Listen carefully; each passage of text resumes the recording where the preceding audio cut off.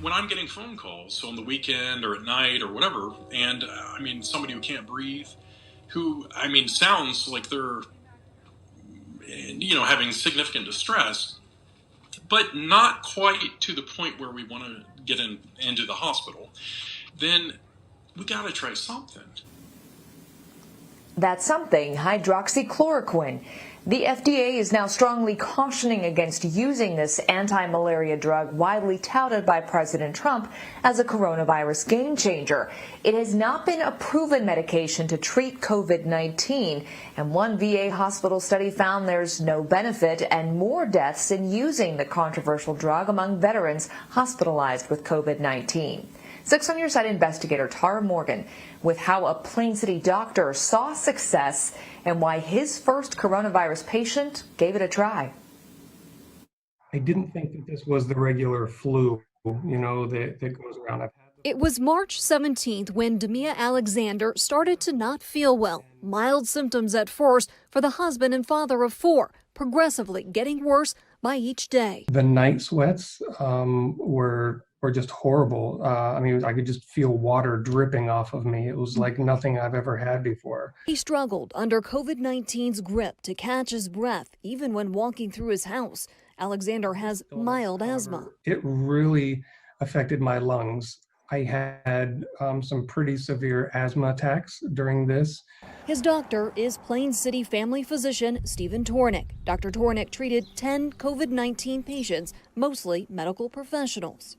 We've had some younger patients, in their late 20s, 30s, to some elderly patients. Dr. Tornick prescribed hydroxychloroquine combined with azithromycin to half. Some we treated at 48 hours, some we treated at 2 weeks. He says the results surprised him. About 70 to 80% improvement within 24 hours, and then gradual improvement over the next few days. Alexander was his first patient to try it after a long conversation. I want to give it a shot, number one, because we had nothing else we could do, and he was not doing so well. And in addition to that, he wanted, in a way, to be a guinea pig. Were you nervous? Definitely, yeah.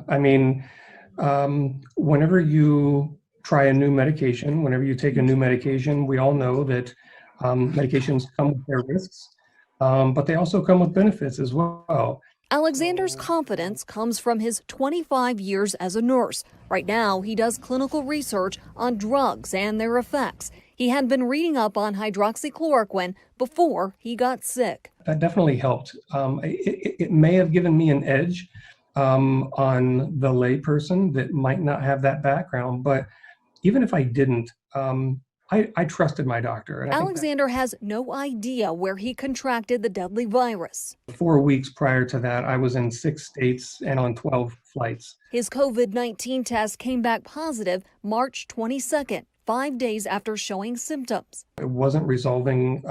Things felt like they were getting worse. The next day, he began his 5-day course of hydroxychloroquine and azithromycin. On an individual basis, but if they didn't have any issues or anything that was contraindicated to taking those medications, yeah, I would definitely recommend it.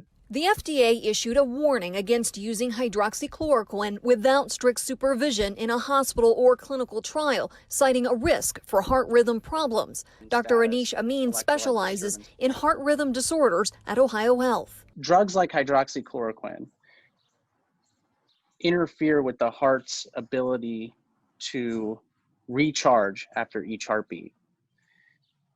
This is of particular consequence in patients who are susceptible to having arrhythmias already, or when we put them into situations that makes them more susceptible. Dr. Amin says everyday antibiotics and anti-nausea medications can increase the risk for some patients. I would say that in the hospital setting, at least at Ohio Health, we've taken a stance alongside our infectious disease experts to limit the use of hydroxychloroquine or other agents that fall into this category, with the exception of if those patients are participating in a clinical trial. Dr. Tornick says it's hard to tell what his limited experience with 5 patients means other than it being positive, but says under a physician's supervision, it may be appropriate.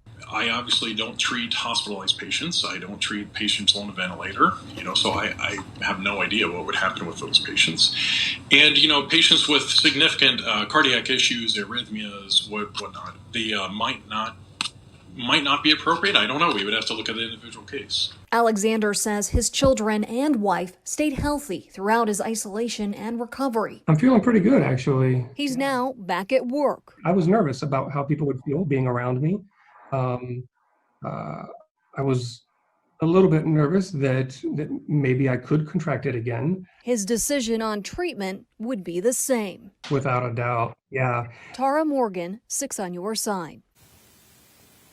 The Ohio Health cardiac specialist says patients who are not in a hospital setting or clinical trial should review their existing drug list and pre-existing cardiovascular conditions with their doctor. A National Institutes of Health clinical trial of hydroxychloroquine has begun in Tennessee on its safety and effectiveness. Hi, Bob Kendrick along with Station Ken. Thanks for checking out the WSYX ABC6 YouTube channel. If you'd like to get more Central Ohio news, click on the right to subscribe to our channel and download the WSYX ABC6 app for breaking news alerts. And we'll see you on ABC6 News at 5, 6, and 11. Thanks for watching.